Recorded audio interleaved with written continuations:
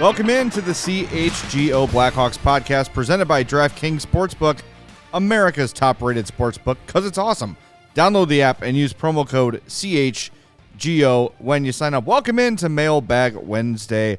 Doesn't flow as well as Mailbag Monday, but we got to do what we got to do here. I'm Jay Zawaski with Greg Boysen and Mario Tirabassi. Thanks for joining us. If you're watching on YouTube, please smash that like button for us and gently hit that subscribe button. You want to be nice to the subscribe button. And if you're listening on the podcast there, make sure you are following or subscribed there as well. We got a lot to talk about today, fellas. We got a lot of questions from everybody. If you are not able to get one to us via Twitter at CHGO_Blackhawks or on our Diehards Only Discord or our email, feel free to hit us up in the chat, and we'll do our best to get your questions answered there as well. Let's get it started, Lawrence. We've got a lot of questions kind of on the same big topic here today. This new Fanatics deal with the NHL. So yeah, I'm going to hit you with we have a one of our Discord members, Bob B. He says, "I'm sure you'll talk about it on the pod. But curious what your thoughts are on the Fanatics deal." And then his second part is let's just get into the Fanatics deal, and then we'll take the second part of this as a part two. Wonderful. Okay, go ahead, guys. Mario, the floor is yours. It sucks. It absolutely sucks.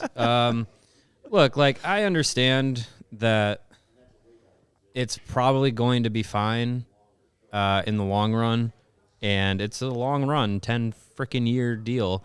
And, a lot of people are saying, oh, well, people were all in upheaval about the helmet ads and the jersey ads and the ads on the scoreboard, and you get mad about it for a week and you forget about it. I don't think that's going to be the case, because now we have 10 years of Fanatics making the jerseys, at least.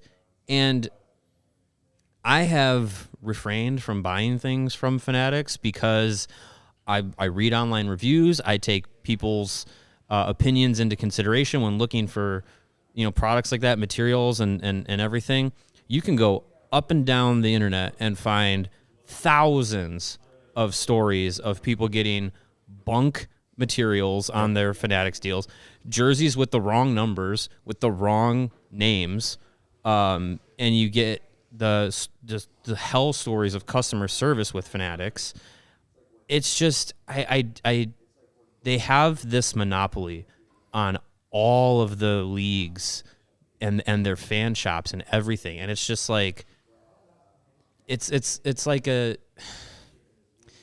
everyone. It's like if everyone said oh, this burger shop is terrible, but there's billions of these burger shops. But it's the only burger shop. But it's the only burger shop in town. Oh, you mean Burger King? Sure. Yeah. There you go. So I just, from everything that I read and heard from people who are deep into the jersey game in hockey, it seems like the facility that makes the on-ice player jerseys is staying the same. Yeah, till what, 26? I believe so. Yeah. And the deal is going to be that with Adidas, what you couldn't do was buy what the players wear. You can buy almost what the players wear as the authentics, and then the replicas were made by Fanatics, and there was a difference between those two. Whereas when I remember Reebok, when they had the jerseys, you could, when you bought an authentic, it was authentic. Nice authentic. You bought what the players were wearing, and then the replicas were somewhat different, but they were still really good material. My Patrick Kane jersey from many years ago was a replica from Reebok, and you put it next to an authentic. And yeah, you see some differences in the stitching and the logos and everything like that. But the materials were pretty much the same. The quality was really good. It didn't like fall apart or anything. People are saying their Fanatics jerseys are like letters and logos are falling off. Like it's just such a pure NHL move. This is the NHL on Versus. This is dumping Gatorade for Biosteel. It's just a complete NHL move. To you had the availability of Nike to want to do this, of CCM, which provides the jerseys for the AHL, which are great quality, a very well-known and capable company in the hockey world. You had Warrior. You could have gotten them from Bauer. Like, so many companies that you would probably have a little bit more trust in, but you go with a 10-year deal with Fanatics. That is they are going to be making the jerseys for when I'm 43 years old. That's still younger than I am now. I was going to say. Yeah, shut up. Bastard. You guys remember, it's just for my own. Remember Stephen Barry's? The old, like, you'd go to them and yes. You get like a $5 Illinois sweatshirt at Stephen Barry's. It was like this discount college outfitter where you can get really generic. That's as if Stephen Barry's got the NHL license. Oh, yeah. You know, and really, it is like, you go into your local Dick's or wherever you're going to find a jersey, and you see the Fanatic stuff, and it doesn't look good. No. Like, it's one thing, like you mentioned, your Patrick Kane replica. The replica versus authentic really stands out on the Hawks jerseys specifically because the stitching on the logo and the stitching on the shoulders is so intricate on the authentics, but most teams don't have that level of intricate stitching on their jerseys, right? So you put them side by side, like, okay, it's a little different. Maybe it's ironed on instead of stitched on, whatever. But you walk into a store and see a Fanatics jersey and you know right away, like, it looks junky. And I might be wrong on this, but I think I saw the Barber Pole jersey. And I I'm like, oh, I hadn't seen it in a store in a long time. And I looked, and I might be wrong. I might be crossing memories here. I am old. The inside of the jersey is white.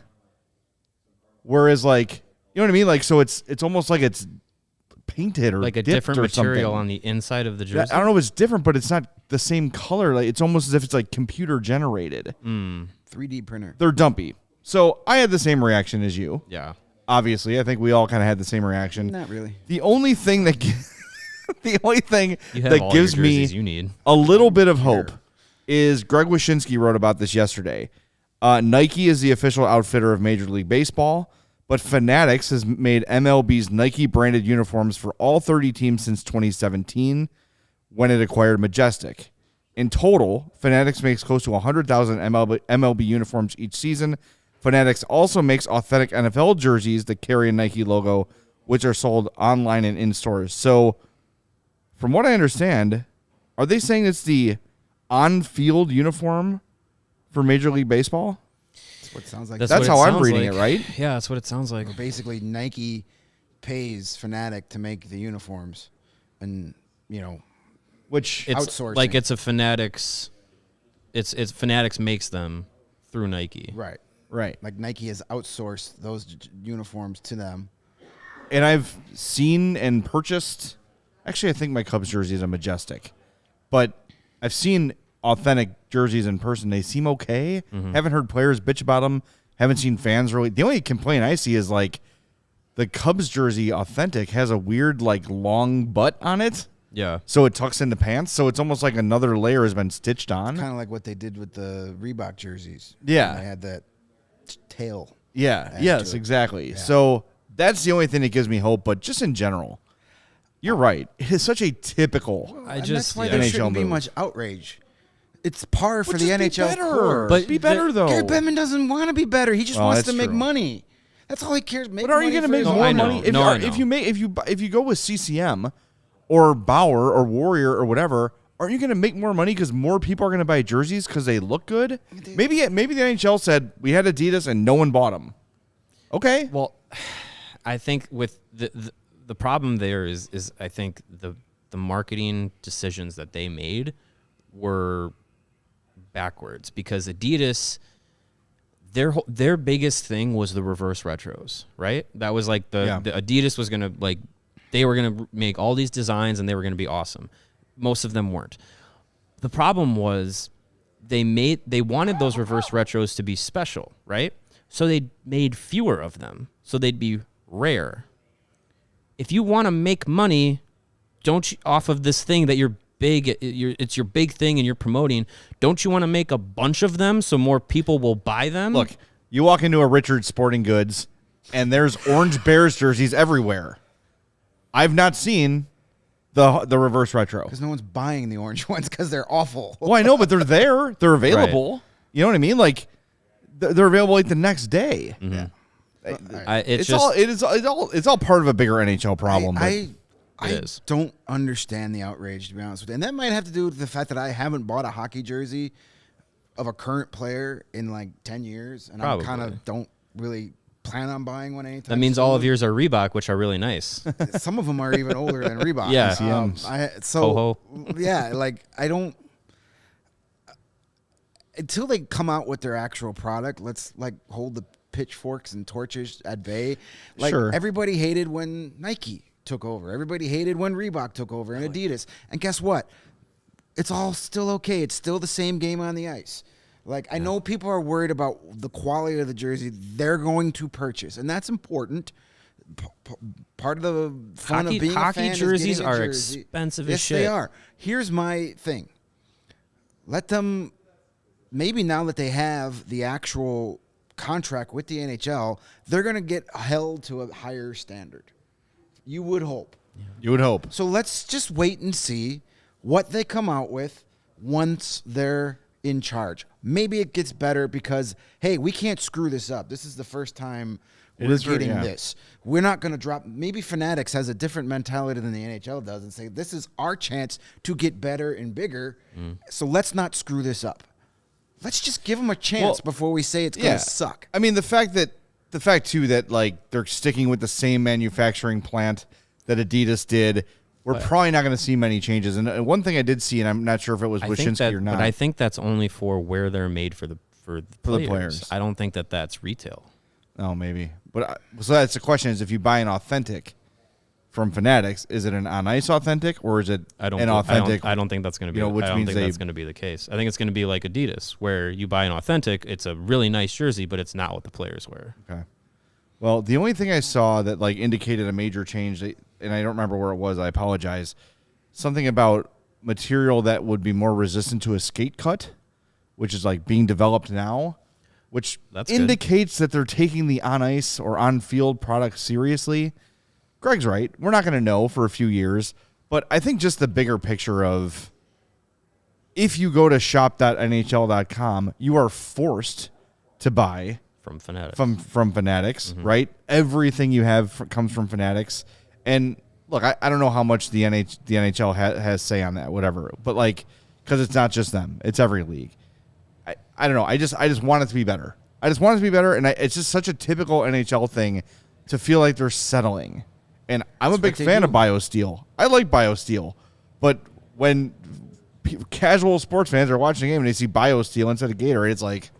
It has this like USFL, XFL, NHL kind of like a feel to it, and you don't want to feel like a second-rate league. But they're okay. Gary Bettman has made it perfectly clear in his 30-plus years of being on the job, he is okay being a second-rate league as long as his bosses are making money. And that's why he's had this job for so long, because his bosses, the owners, are making money. Yep. He's fine with the NHL being a laughing stock of the four major sports. He's made that abundantly clear for 3 decades. So none of this should be a surprise to any of us. 1992 is when Gary Bettman took over. 31 years. Which was, at the time, considered like... Mario was alive. He was alive. Barely. The second golden era of hockey, right? Lemieux, Yager, Roenick, Chelios, the EA Sports video games. Since then... What's the arrow been pointed on hockey in terms of the national spotlight? Doesn't matter. The owners are making money. But they could be making more money. They're making and enough. This is what pisses me off. They're satisfied making what they're making. Then they're stupid. I'm not arguing that. You are 100% correct. I'm just telling you the facts of why he's there. Look at the growth of the NBA and NFL. Look at the They're growth. not interested in it, apparently. Why? Because they're satisfied with where they are, which is stupid. But it's the fact. They're satisfied with being. I refuse to believe they're satisfied. When we talk to people like Jamie Faulkner and Danny Wirtz, I can't imagine if you got them over a cold beverage, they'd say, "Yeah, we think the game's in a great spot." It's not. It is not in a great spot. They've got TBS, they've got ESPN, which is great, and ESPN Plus is probably helping a little bit with exposure because people are like, "What's on? All right, I'll watch hockey." Right? But since I became a fan in the early 90s, hockey has gotten less and less and less popular. And the ad that they show that features the NHL video game saying the new golden era is here is true. But who the hell knows about it? Who is jumping on and watching hockey now? They're not. It's not. It's not grabbing people like it should, because it's. I say it all the time. And it's not original to me, but it's the best sport run by the worst people. Yeah. Like, at least the biggest league in the world is run by people who have just poor decision making and poor. It's to everything you said. There are ways for the sport to be marketed and distributed and accessible, and it's just not. Here's the reason why the owners are satisfied where they are. Not all of them. I'm sure there are some that want more. I'm sure the Blackhawks are, hey, I hate this salary cap garbage, especially since we're trying to rebuild again, and we might, here's why.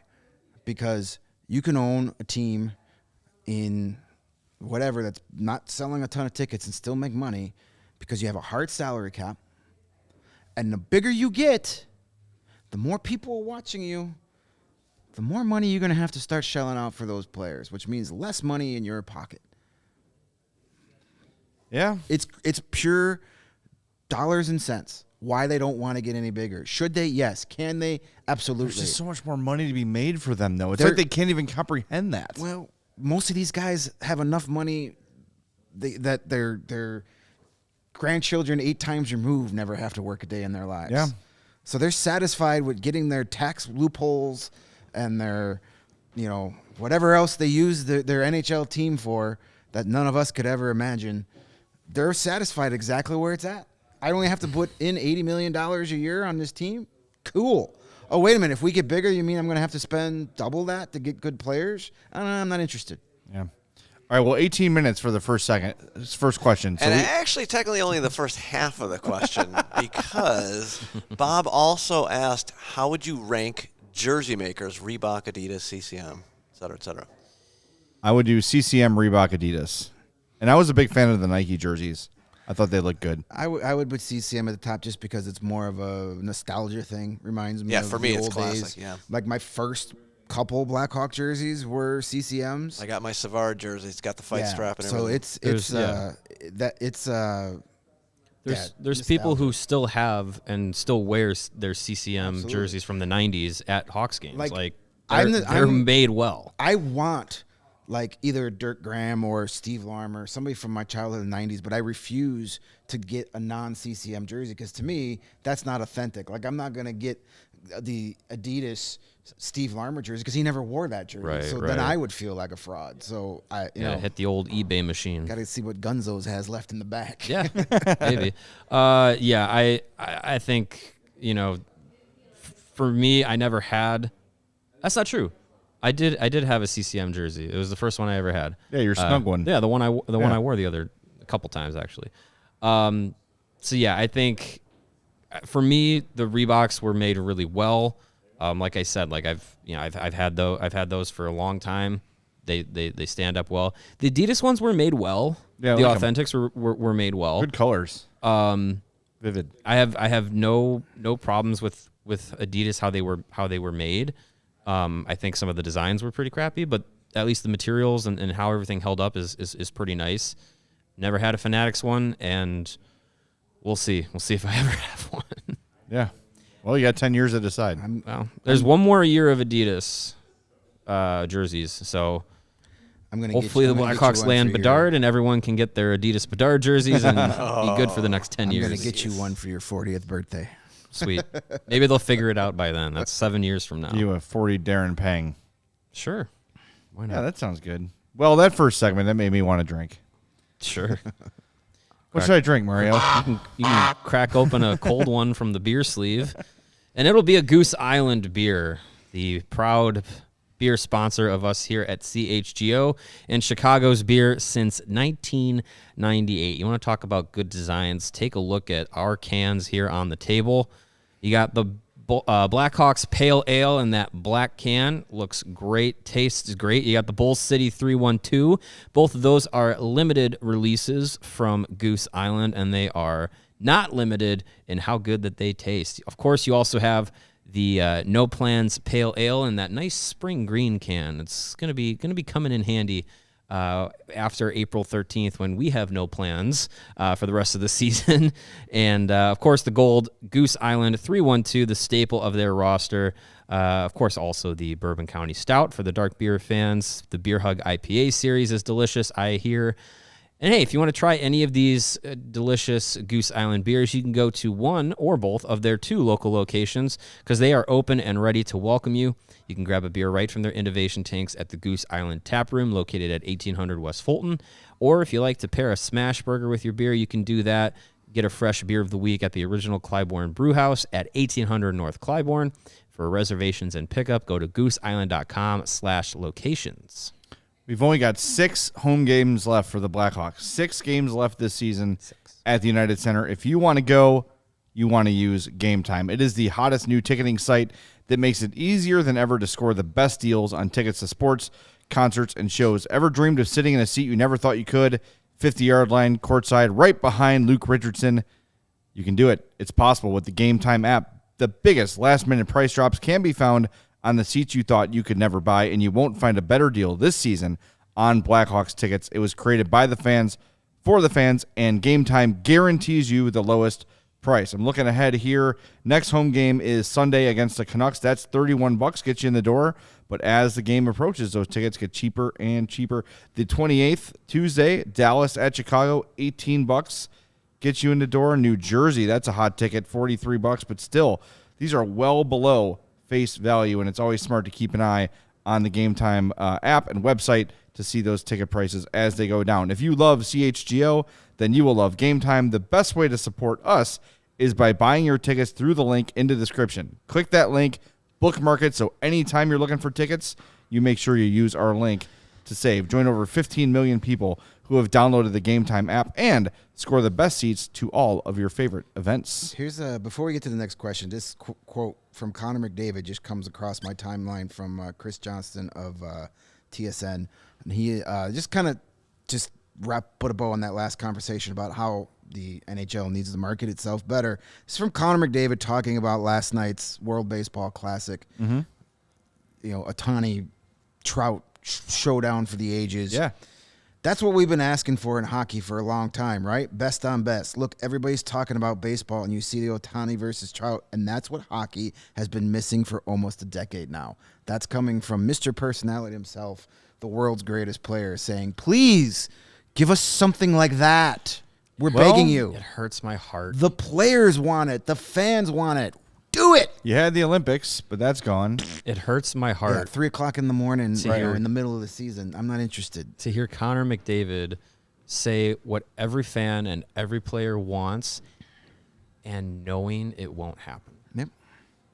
It hurts. Give us the World Cup of Hockey in September before the season starts every 3 years, every 4 years. Under your own control. Yes. You don't have to worry about the No, IIHF. you know. You don't have to worry about the IOC. You control your own Do tournament. it just like you the make World your own Baseball money. Classic during training camp. You do it in NHL arenas. This guy's It's game so in simple. NHL cities where NHL teams and players are making money. You do it every 2 or 3 years, 4 years. It's just that table needs some Roman. Yeah. No, That's you're fine. look, It is and fine. and I will say this: like, as much as we kind of like make fun of the hockey culture, those guys are going to want to play. They're not going to say, "I'm going to skip it. I'm too big of a name. I make too much money." No, the best players will play in the World Cup if marketed correctly, if done, in a reasonable place at a reasonable time. You get guys instead of preseason games, have your stars play in the World Right. Cup. Yeah. Connor McDavid doesn't need to be in Oilers camp. Yeah, you don't. The guys that are going to play in that tournament are going to get as much out of more practicing at that tournament, playing those games, than being in training camp those and guys playing those are the guys games. that play maybe 2 preseason games the whole preseason. Right, exactly. And they'll start training sooner. They're not just going to go into it cold as if it was the preseason. Yeah. And sure, there's the risk of injury, but there's the risk of injury every time There's they a step risk onto of the injury ice. waking up and getting out of bed every morning. Sure. You put yourself at risk of something bad happen. At least I do. It'll be a complete shame, and we're running out of time if McDavid and Crosby and Kane and Matthews never play on a U.S. team together or a Canada team together in a major tournament. Men's World Championships, la-di-da. Like we're talking about still the talk best about tournament. the Canada Cup with Gretzky and Lemieux on the same line. Right, exactly. People still talk about the Summit Series, right? Yeah. 72? No, that's two different things. The Canada Cup of 87. 87, yeah. People still talk Or even about that 72? World Cup of hockey, what was it, 94, where U.S. That was great. had the upset? 04? Tony, was that? No, it wasn't 04. It was 94. It was 94. 96. 96. Yeah, Yeah. 94 was was the the Olympics. Olympics. 96, where you had Brett Hall and Tony Amani and Team USA pulling off that upset over Canada. I mean, those are great things. Let's do that. All right, let's do more questions. When they did it in 2016, it was fantastic. I loved it. You had Team North America. North America was my favorite. Yeah, it was great. USA, Canada, Sweden, Finland, Russia. Let's go. How hard? This should not be this difficult. All right. It shouldn't. Who's next, Lawrence? Sorry. This is from Dan Hines. He says, in previous episodes, you guys have talked about the simplicity of Richardson's system. I'm curious that when the talent level is higher, will he change it? Or more simply, could you guys discuss hockey systems and their impact on the game? I'm still learning a lot about hockey, he says. Well, look, hockey in general is not the most complicated. It's not like the Rams offense when Kurt Warner and Isaac Bruce and Marshall Faulk were running wild. Like, it doesn't really get that complicated. No, protect the puck, get shots on goal. Yeah, even in the heyday of the Blackhawks, you would hear analysts saying this Blackhawks power play is struggling because they're not keeping it simple, right? I don't think you're going to see his system change very much. Keep in mind, there is flexibility within the system. If you've been watching Lucas Reichel lately, you see a lot of times where he'll go in his zone, he'll peel off, he'll look for the pass. It's all about breakouts. It's all about entering the offensive zone. And then from there, the creativity is allowed to sort of thrive. And yes, when you get more talented players, the team will look different. Now, because you've got, 4 third and fourth lines, basically, it's going to look a lot more simplistic than it would in 3-4 years, hopefully, when this talent starts arriving and free agents start getting signed and everything. Yeah, the simplicity of what he's doing now, when you have more talented players, will allow for that talent to rise to the top. Where if you keep the assignments simple, if you keep, these guys have played a lot of these simple games, simple systems for the most of their life. It's not necessarily that they're learning something new or doing anything new. They're just doing what they've known for so long. That's where that talent and creativity can then, show itself. And when there's a more talented roster, we'll probably see it'll look like, oh, look at this, what they're doing is so intricate or whatever. It's like, well, it might just be the guys are just they have simple assignments, so they know what to do, where to be, what to do in situation, A through Z, but they just let their instincts take over beyond that. Yeah, I don't see him changing much per se as the team gets better, hopefully, with a more talented roster. But as you just said, it's not necessarily – it's when the players that get more talented, those little nuances you see are the players kind of doing their thing because they're better players. So they can react differently. They can make plays that Joey Anderson can't make. They can make – How dare you? Well, not yet, Yeah, I know that's your favorite pie-faced player.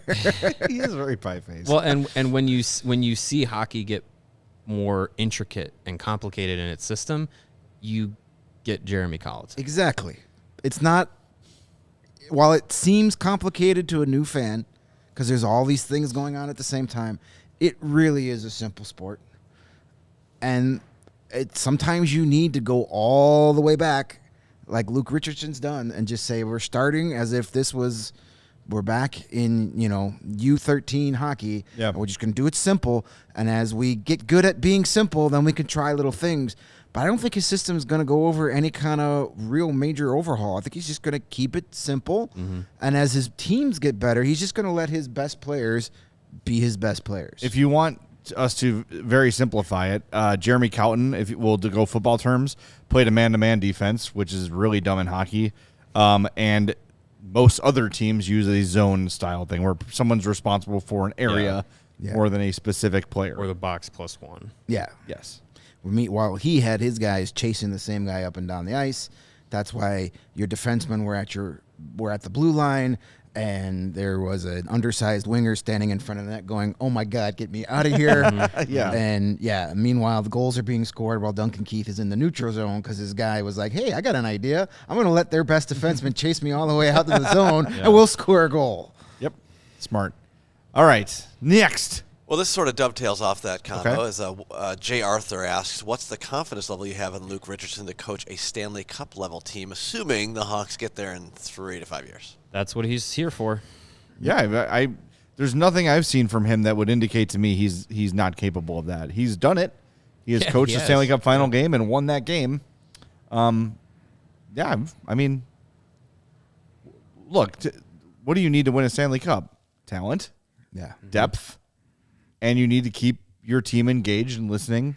So the coaching part of that, we've seen is pretty secure. If you can keep this team focused, this team listening, and this team growing, that is losing, has one of the worst records in the game, has traded all of their named players, and they're still engaged, I don't think he's going to have any problem doing that with a contender. Yeah, no, not at all. I think he was brought in here not to be a placeholder. He was brought in to see the rebuild through and be the guy that when the contending years are back, the plan is for him to be here. So I think we haven't seen anything that would indicate that he couldn't handle it. Right. All right, we got another one? I know we do. Oh, we do. And first of all, I just wanted to mention that you guys do look good today. Thank you. Go to the chgolocker.com and get that beautiful vintage. Also available in a T-shirt. Oh, my gosh. He's Doubling got them down. That's ridiculous. That's amazing. Okay, next up. That was a mistake, by the way. I just grabbed a black shirt. Amazing. Like, it happens to be the same one I'm wearing over. All right, Yaroslav Sissy, Spacek, Spacek. Sure. I just went with the sissy part of it. Anyways, Connor Murphy has quietly had a decent season given the tank circumstances. Do you think there's a greater chance he'll be dealt over the offseason or be a Blackhawk to start at the start of next year? P.S. Why hasn't anyone talked about Galvis? Thought he was high on the prospects board last year. Yeah. I mean, Connor Murphy is the epitome of steady. He's not flashy. He does his job. He doesn't pick up a lot of points. He stays at home. He defends and goes home and does it again. Yeah. We got Dark Guy here with a shirt, out, but he's got a shirt on, so it's not a shirt or a robe. It's a zip-up hoodie. He definitely he's put shirtless that. under that. He hoodie, definitely though. put that zip-up hoodie out there to have that. That is not quite style. spring yet. He's Shirtless gonna Dark be Guy still shirtless has to go a shirt back on. inside. That's a look with the zip-up hoodie with no shirt. He does That's that exactly what often. he's wearing. Yeah. All right. Sorry, we didn't mean to There you go. interrupt. But Spring we is- haven't seen him in a while. Spring is on its way. Yeah, that's a good sign. But shirtless Dark Guy, please go to the CHGO locker and get yourself a T-shirt. Sure. We need to give him a gift membership so he can partake. To know that he's like one of our Mascots. one of our cast members here. It Basically. really is. We need a Dark Guy cam Yeah. for the summer. Yeah. All right, I that's totally definitely didn't legal. mean to steal Sissy SpaceX question thunder here. No, Connor Murphy. Sure, I'm sure if there were some offers this summer, Kyle Davidson would be listening. But with all these young defensemen coming up, you kind of need that mentor, veteran guy. You have Seth Jones, but Seth Jones and Connor Murphy play different types of games. So I think it's good to keep them around.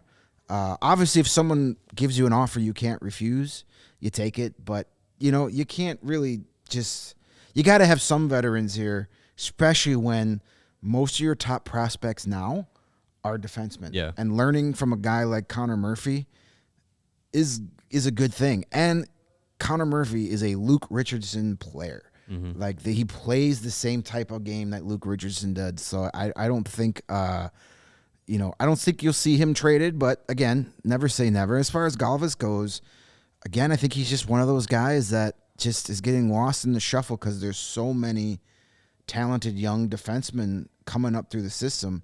And he's been really good in Rockford. He's leading defenseman in assists this year. I think he's second or third on the team in assists overall, but leading the defenseman in scoring because of his assists and playing solid hockey. I just think he's one of those guys that's just kind of like he's older and kind of gets looked over because you're excited about these young guys coming up. And, I'm not sure why he hasn't been called up to get a look yet this year. Last year he had a handful of games. He was great in preseason last year. And he looked completely fine at the NHL level. I think it's just a numbers game, and he's older at 23, 24 years old, but I think the like we talked about kind of with Ian Mitchell the other day, and we brought up Nicholas Beaudin. Like these are guys that I think just are getting pushed down based off of the talent that's coming in and the numbers game. And there's going to be more spots open next season at the NHL level. In theory,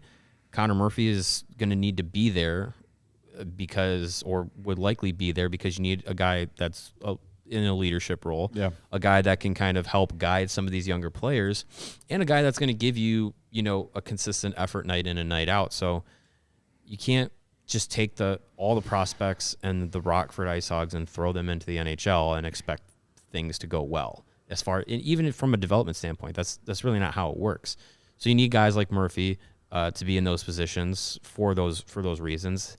And I think Galvis is he's a fine player. Like I think in most cases, like I would be fine with him coming up and playing some games. He might be one of those guys where towards the final few games of the season, he gets brought up from Rockford to be like, hey, like you've had a good season here, like have a couple NHL games, come back down.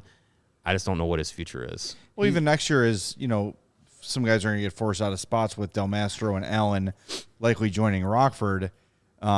If there's someone they want to spend a little more time with, then Galvis could be a guy who can come up here. He's not really going to hurt you. No. I don't know how high his ceiling is. I don't think he's going to get much better than he is already, but why not give him a spot, give him a look? He's an RFA after this year, so we'll see. Him and Alec Regula are both RFAs, so we'll see what happens. Does Roos have one more year? Yes, Roos has another year. Maybe the fact that they haven't been bringing him up, as we've mentioned, with like why Ian Mitchell is playing, because they don't think he necessarily has a long-term future. Maybe the reason he hasn't come up yet is because they want him to get that full season in Rockford to get better, because they think he has a future. But we'll get a better idea of where they think he fits this summer when that RFA comes up, if they want to bring him back or not. I would love to ask Kyle Davidson a lot of these questions. One day. Still working on it. All right, what's up next? Well, speaking of asking Kyle Davidson questions, Sean says, if a team comes up to Davidson and is willing to trade its first rounder, say 8 to 12-ish, for Lucas Reichel, do you make it? Reichel is a nice prospect, but a top 12 in this year's draft might end up a better player. Example, Moore, Yeager, Leonard, Salewood. Keyword there is might. Might. You got a pretty good player right now who's probably going to get better. So why trade it for someone who might be just as good or better 3-4 years from now? I'm cool with, no, I'm all right. I say thanks, but no thanks. A boat's a boat, but the mystery box could be anything. It could even be a boat. Could be a boat. True. You have a really good young player. He's not even able to buy alcohol in this country. Like, give him a few more. If he needs some, he could ask me. I'll do it for him. I'll be that guy. That is illegal. There my you friend. go. Hey, don't show the police this episode. Look, like, I know we've gotten so focused on this draft class and thinking about like, oh well, it's so deep and all these guys and blah blah blah. Like, Reichel's a really good young player. And if you take him out of the equation, then you take a step back. Yeah. Remember too, you have very few forward prospects, Right. At least that are NHL ready. I mean, hopefully you're going to get a whole bunch more. Yeah. In July or Nazar. end of June. Yeah. You got Nazar. You got Green. You got. Yeah. None of their like Sammy Savoy. None of their forward prospects that we are excited about right now are on the NHL roster next year. Besides Reichel, Khrushchev, but he's not a prospect anymore. What if he's you get the NHL fourth player. pick? Would you trade 4 and Reichel for 2? If you get the fourth pick, No. If a team is going to say yes, I think maybe. I think you consider that. I don't think the team at 2 takes that. I don't think they do either. But something to think about. And I don't think any team at 8 through 12 is looking to give up that pick to get Reichel anyway. Maybe, but I just at some point you have to hang on to people and say these are our guys. And you're right. Trading Reichel sets you back another year at least. So how about we see if he's really good before we put him on the trade block? Yeah, and we're getting a good look at him right now. This is the longest he's been up with the team for consecutive games. So we're getting a good look at him now. And every time we watch him, and we talk about it on post games, even if he's not showing up on the score sheet, the little things and the things he does away with the puck not on his stick are improving, and that's what you want to see. Really good video breakdown piece today from Scott Powers at The Athletic. We can't use video; we don't have the rights. But Scott did a great job isolating play with some analysis. So make sure you check that out today as well. We are seeing the progression that we wanted to see from him this year, and then some. It's what you want out of your young players. That he's better now than he was the last time we saw him here. Right. Yep. All right. Who do you got next, Lawrence? All right, Mailbag Wednesday rolls on with Cam, who asks, if there is a tie for last place, who get the greater percentage in the draft lottery? What stats are being used to slot teams in order? I believe it's regulation wins, right? I think, I would assume regulation wins, regulation plus overtime wins are the second tiebreaker. Yeah. Okay. Eventually, we get down to the 2-legged sack races on. I don't think anyone's going to have an identical record. Just take them out and let them Rochambeau each other and see who really wants it. What they do is they put Conor Bedard in the middle of the room, and then the 2 GMs are on the opposite sides of the room, and they try and coerce him to one side of the room or the other. Puppy. Yeah, put 2 bowls of food in front of a puppy and see which one he picks. Yeah. Yeah. No, it's by regulation wins. All right. All right. Well, you got to read that. Speaking of, which is good tiny, that Columbus print. won in overtime last night. Yeah. Hey, let's go Columbus. Good go. work. Speaking of Conor Bedard, yes, this obviously I don't know where you guys made That's this an email from. It's an email. Okay. Yep. This is from Matt in Kentucky. He says, "Hey guys, thanks for all you do. Question on the top teams that could land Conor Bedard. What team would or could ruin his development? For me, it's Columbus or Arizona. Take care, y'all." I don't know if you can ruin his development. Oh, you can. Oh, yeah, I think it's Columbus, if you try Arizona. hard enough, you could. But, I mean, he's just so good that I don't think, I think you'll ruin his prime years by not putting good enough players around him, i.e. Connor McDavid. That's the thing. But you're not ruining his development. He's already a star player. So why don't we answer it this way? What is a better outcome for Bedard, Arizona or Columbus? Chicago. Yes. Right. Chicago is always the answer. Well, probably Columbus because he'll get to play with They've Johnny got Gaudreau. NHL talent. Yeah. And they have a lot of good young players Cole in Sillinger their system. So does Arizona. I mean, think about Bedard and Cooley on the same line. Bedard, would be Cooley Cooley, is center? Gunther. Yes, as far as I understand, he was drafted as a And center. I think there's still some question on whether or not Bedard is an NHL center. I think that's what if everybody he's not, hopes. then let him be Patrick Kane plus a little bit more. Yeah. That's totally fine. Yeah. Yeah, I mean, I don't think – see, I don't think Arizona has an issue with developing. I just think they have an issue with keeping. One, yes, keeping. Right. But also I think they've kind of swung and missed on some guys too. So I think it's finding the right player. Obviously with Bedard, like you said, I don't think there's really much you can do to ruin his development. Or if you swing it, you're not going to swing and miss on Conor Bedard. The missing on Conor Bedard is if you don't build properly around him. That's where I think Arizona may have the issue, but they do have a good prospect system coming up. So does Columbus. So does Chicago. Like they're all. I feel like the futures of all of those teams, at least in their system and in their prospect pools, are good. It just kind of then comes down to what do they do on the ice and in the front office. Right. But yes, Chicago is the best situation for Conor Bedard. Yeah. There's Agreed. Little doubt about that. Yep. No doubt. Next. All right, we are moving right along here with Tom Quinn, who says, do you guys think Korchinski has nothing left to prove in juniors? I know they can't send him to Rockford, but if he's not quite ready for the NHL and nothing left to prove in Seattle, it seems like there's no other option. If he's not ready for the NHL, then let him bum slay in juniors another year. There's nothing wrong with that. Yeah. I'd rather him be big fish in little pond. Absolutely. Then get his confidence destroyed. Then get his head beat in the NHL. Yep, over-ripening is never a bad thing. And if, you send him to juniors next year again, which I think would be completely fine. He gets another opportunity to be the guy on Team Canada for the World Juniors, which he most likely would be defensively. And that's a good confidence builder. Right. So I think if he's not ready, no reason for him to have to be ready. It's not like next year it's going to be, your NHL blue line is Korchinski and Allen and Del Mastro and Kaiser. It's not going to be all those guys. You don't have to bring them all in at the same time. Allen and Del Mastro are a little bit older. They can go to the AHL next year. Totally fine with that. Korchinski, if he wants to, be the captain in Seattle and lead the team in points and all, nothing wrong with that. That's good for him. You let Korchinski, if he plays really good in preseason, you let him play the first 4 or 5 games of the season. You have 9 games. Yeah. If he's proven that, like, hey, okay, we can't send this kid down. He's dynamic. He's great. He belongs here. Fine. Also got to remember, you send him back to the WHL, that first year of his contract moves along back to the a next year. Yep. Yeah. And somebody just said it as Steven says in the chat. You got to spread out those contracts on the books. Mm-hmm. So sending him to the WHL gives him another chance to dominate. World Juniors, all that awesome stuff, and it's pushes back having to re-sign him another year, which are things you really have to think about when you're in this situation, and damn well that's why they burnt the first year of Reichel last year.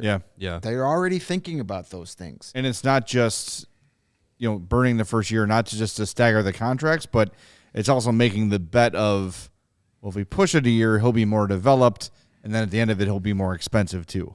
So they're going to be able to get a cheaper bridge they deal. could technically re-sign him. They can extend him this summer, correct? Reichel, yep. Mm-hmm. Yeah. He'd be silly to do it. I'd be like, hell no. But they could always say to him, like, we'll give you $4 million, Right. instead of a potential $7 million in 2 years or whatever. And the Hawks are saying, like, we're going to bet on you. And he's going to say, I'll take $4 million right now. That sounds wonderful. Sure. Yeah. And his agent gets on the phone and say, not so fast. Yeah. Maybe Reichel's like the NHL owners. He'll be happy with just enough. There you go. Not want anymore. Don't hold your breath on That would be wonderful. Get all the money you can. Nothing's guaranteed. All right, we got one more questione from the old mailbag. Yep. And it is from Joe, pizza lover, Hawks and Canes. He says, if Taves retires, who is next in line to be captain? He's not on the team right now. Yeah, I agree.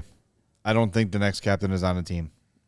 You can hand it to Seth Jones. I don't think that's the route to go, though. I don't think he wants it. Has he ever been a captain?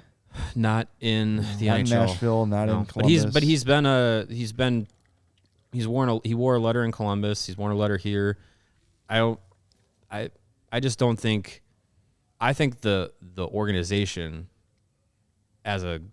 almost as a courtesy to Taves, wouldn't just be like, oh, here's the next captain. I think right away. I think regardless, it's vacant next year. Yeah. I think there's 3 or 4 A's, and they do not have a captain next year. Yeah. And then your next captain is someone that you have identified as someone who will have it again for 8 to 10 years. For a long time. Reese Johnson.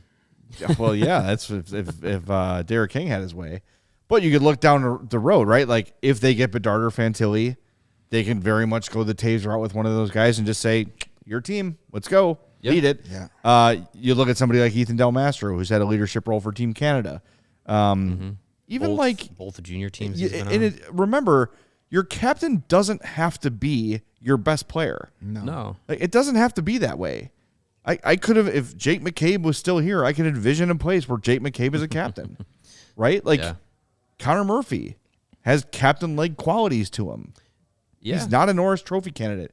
You don't have to be a captain. No. I mean, look at the Luke Richardson was a captain. Look at the Hawks' history of captains. Right. It's not chock Dirk full Graham. of Hall of Famers. Troy Murray was a captain. Alexei Zhamnov. Hey, Bobby Hull was never a captain. Stan Mikita was there. Well, because Stan Mikita is Captain the material. greatest human. He's just a captain of a human being. Yeah. But like, it's never. Just look at the captains around the league. You're right. It's not the best. I love that our listeners are getting in on the, They're in on the joke. bits. Yeah. Nate says, what about Entwistle? He's been able to make it this far with no family. All self-determination. Perfect for a leadership I wonder if position. anybody has told Mackenzie that we have this joke at his expense. He said it. I know he said He it. said, I don't have a family. There's a sound clip of him saying But it he somewhere didn't in say there. it. Oh, yeah. I don't have a family. We ran with it. Yeah. There you go, Austin Matthews. Yeah, I next like captain of the Stevens. Blackhawks. Yeah, I'm Austin for it. Matthews. Sign Well, him. you know, I sign could him and see give him the captaincy. Mackenzie and Whistle is the very definition of a replacement player, right? Like, he's Sure. fine. I have nothing against him. The team seems to love him. His teammates seem to love him. He's a guy who can wear a letter. He's a really good dude. locker room Yeah. guy. He's Yeah. a fun guy. He has fun and keeps people loose. Green for And that. I think he's a guy that knows exactly what he is. He knows his role. And Yep. is like, God, I'm playing in the NHL. I'm like the luckiest dude on the planet right now. I'm not going to waste a second of this. Yeah, he is. He has not taken any of this for granted. He learned that lesson his first year in the AHL. Yep. Under Derek King, and it was just told like, look, like this is what's going to get you to the NHL, and he's stuck with it. And look, well over 100 NHL games already. He's still 22, 23. And the first time I saw him that opening night in Rockford, I paid attention to him. Was like, oh, okay, this is that kid people were talking about. We got in the host trade. Mm-hmm. After that first AHL game I was covering, I was like, this kid's never going to play in the AHL. He can't skate. And then, but by like Christmas time that season, I was like, holy cow, this is a different player. So good for him. I all the success, as much as we joke about the no family thing, every time he has some success, I'm happy because he deserves it. I agree. Hey, we want to remind you that DraftKings is the official sports betting partner of CHGO and All City. They've got those great NBA same-game parlays. Major League Baseball starts in 9 days, 8 days, 9 days. We are down to 8 days. Woo. It is Thursday of quick. next week. Get those spring training bets in. I got both Chicago teams with the over. Get those home run leaders, Cy Young winners. All those great things are all available on a DraftKings Sportsbook app. It's great fun, and just play along. As the Hawks season winds down and you're not really invested in the wins or losses or the players, bet those game lines. Bet those first-time goal scorers. It's a great way to stay engaged as the season winds down on your bad team. Download the app now and sign up with the code CHGO. New customers can bet $5 and get $200 in bonus bets instantly, only at DraftKings Sportsbook, an official sports betting partner of the NBA, with code CHGO. Minimum age and eligibility restrictions apply. See the show notes for details. And you know what else you deserve? You deserve to save money on your energy bills as well. And the ComEd Energy Efficiency Program is committed to helping families and the businesses in the communities they serve save both money and energy. ComEd offers free assessments that can help find energy-saving opportunities, whether it's lighting, HVAC systems, commercial kitchen equipment, or industrial processes. An authorized engineer will work with you to develop a detailed assessment plan specific to your goals and needs. These can be done in person or virtually and last approximately 2 hours. Within 3 to 4 weeks, customers will receive a report detailing energy efficiency projects that they can start working on when? Immediately. Each recommendation will include estimated energy savings, cost savings, project costs, potential incentives, and simple payback. Don't wait. Get started saving money and energy today. For energy-saving tips or to schedule your free facility assessment, go to comed.com/poweringbiz, B-I-Z, Powering Biz. Ready to sign up for a facility assessment? Call ComEd at 818-554-33-2700 during normal business hours to speak to a ComEd Energy Efficiency Program representative, or you can email businessee@comed.com or request an assessment online at their website, comed.com, facility assessment. All right, we've got some chat questions we want to get to before we wrap up the show. Just a few minutes left. Who's up first, Lawrence? First is Ken. He said, here's a question. Are you hearing anything about Taves' post-playing days? Does he want to coach or something different to stay in the game? I haven't really heard it much. Yeah, I don't know specifically. We gotta kind of get to his post-playing days. Yeah, I think that's the first. I know that's kind of that's been in the news, but if I feel like he's gonna have any opportunity, he wants to stay in hockey. If it's front office, if it's behind the bench, like if he wants it, it'll be available to him. I don't foresee any scenario, as long as he's healthy, where Jonathan Taves is not involved in hockey one way. Or he just rides off into the sunset. I don't see him becoming. I don't Just completely just. I don't see him becoming Pavel Datsuk and moving into some weird monastery or something strange like that. Right. I see him wanting to be either coaching or a scout or a general manager somewhere in there, player development, front office job. And listen, all Jonathan Taves, when he gets to that point of his career, of his life, all he has to do is pick up the phone to Rocky Wirtz, Danny Wirtz, anybody, whatever extension he picks in that office, say, hey, I want to be on board. And they're going to say, yes, absolutely. See you Monday morning. Mm-hmm. Yeah. Here's your office. Yep. Yeah. I think anything that, because he is a guy that thinks, I think, differently than most other NHL players. I think he's done a lot in his personal life to kind of set up post-playing career and in things that he's interested in and wants to do.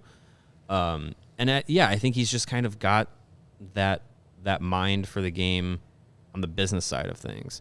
And, Steve Yzerman, Joe Sakic, those are guys that he looked up to, and those are both guys that have had some success as front office members. And also wore number 19.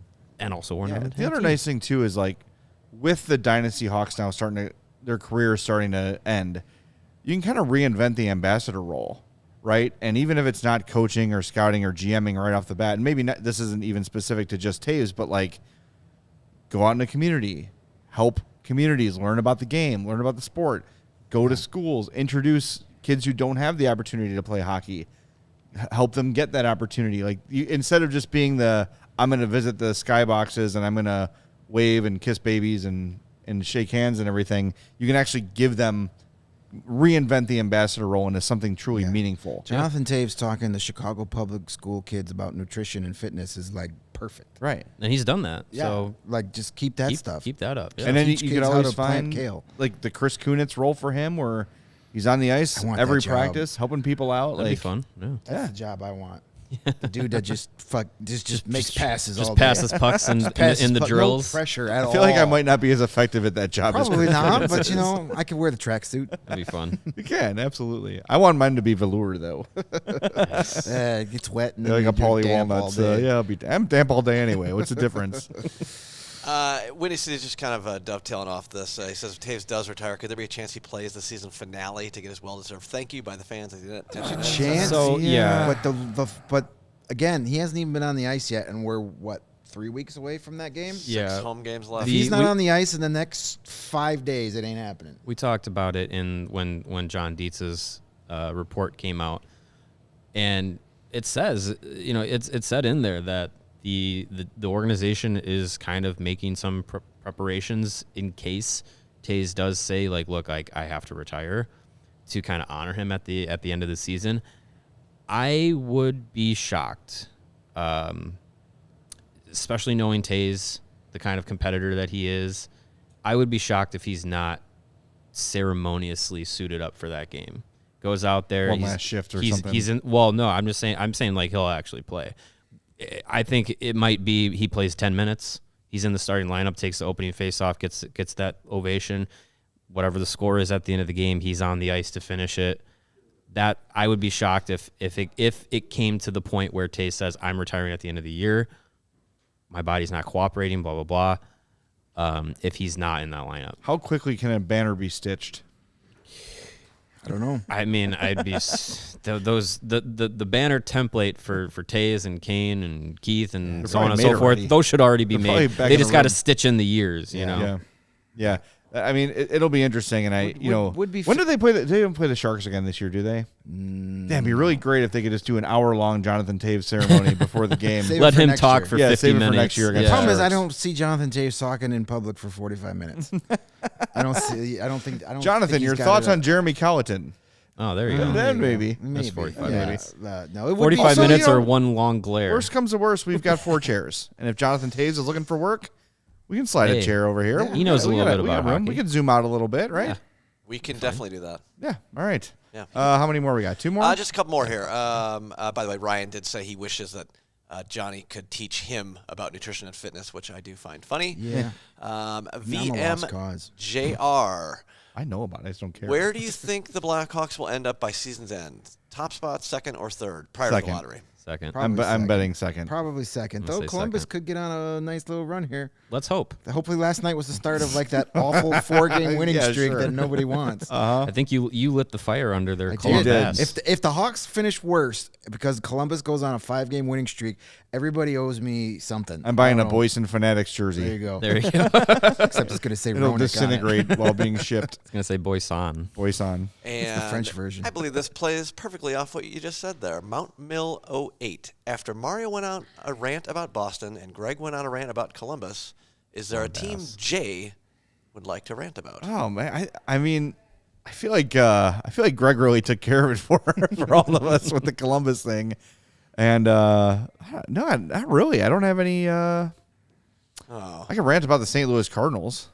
Sure, but that's the wrong show. That's Cody's got job. that covered, yeah. I don't want to steal Cody's gig here. Yeah, that's his job. You can always find time to shit on the Cardinals. I would love to do it. Really. Shitting on the Cardinals is like a. You know what? I can.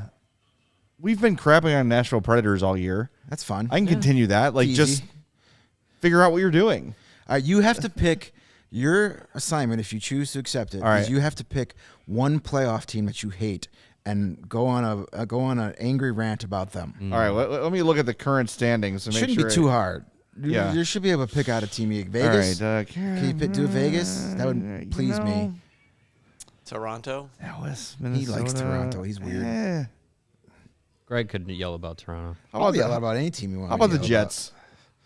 Jets? They might not make the playoffs. What problem do you have with the Jets? They Jonathan Taves' hometown team. They should have won a cup by now. Should they? They should have been better many, many times. Because they had Paul Maurice for 10 Well, I years. know. I don't have hatred in my heart.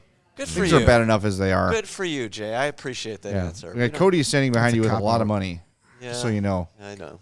Yeah. You're trying to buy your way on the show to rant about the Cardinals? We'll put you on. He's wearing the right shirt. He's throwing money at us like we're strippers. I mean, I'll Keep take talking the bad money. about the Cardinals. Single. Cody got the email today. Yeah. Yeah. Thank you, Cody. Is that it? Are we done? Oh, we're good. All right. That was a lot of Sweet. fun. I love mailbag shows because they fly by and we don't have to do a lot of work. I know you guys do our writing for us. We appreciate you. Reminder, we are presented by DraftKings Sportsbook, America's top-rated sportsbook. Download the app and use promo code CHGO when you sign up. Tomorrow, post-game, we'll be here. Join us. It's going to be a lot of fun, probably, maybe. Also, Hopefully. Hey, we get to see the great Trevor Van Riemsdyk. And Scott Darling is hey. going to almost bust. as That's- good as Nicholas Jarmelson. I that hear. is going to be a can't-miss What a pregame. plug. Want to tease next week. It's Yeah. not official. Uh-oh. Not official, but next week there is a likelihood that we will be talking to at least one of the people that we talked about on today's show. Oh. Who that is up to you. Cody Del Mendo. To speculate. Yeah, Cody's going to be on the show. Yeah. But yeah, we should have more information and a definitive answer by the end of this week. How do you like producing? You enjoy it? Me? Sending emails, waiting for responses, not That's getting second them? nature. That's what I started with. Yeah. That's what I started with in sports radio. Well, so see, you started that. You've got a long career in that. It means I don't have to do crap. I'm happy to. No, you're good. Happy to. Hand that roll over. Goodbye. Just sit there and look good. 20 years is more than That's enough. all I know Thank how you. to do. Yep. All right, Lawrence. Thank you, man. Hey, you're by the very way, welcome. shout out. I noticed that you went into one of the questions, And cut the edited, name yeah. Reichel, and pasted it over the name Rachel, which was a misspelling on one of the I pictures noticed that sent. too. So I want to make sure on the show I shouted you out for that. wow. That is some handy Photoshop work that otherwise would have gone unmentioned, that no one else knew happened. But on that one question about Reichel, it said Rachel first, I'm and glad you Lawrence noticed. cut it Thank and you for pasted it noticing. so it said Reichel in both Talk spots. about Rachel too makes if we me want. Well done. Yeah. Well done. I was like, who's Rachel? I was That's very why he's the confused. best in the damn business. So is Steven. They're all great. All right, fine. I don't want to pick a favorite. All right, fine. But I love them all. All right, we'll talk to you tomorrow night after Hawks and I forget who it is. Capitals. Capitals, yes. All right, 3 more goals for Ovechkin. We'll talk to you then on the CHGO Blackhawks podcast.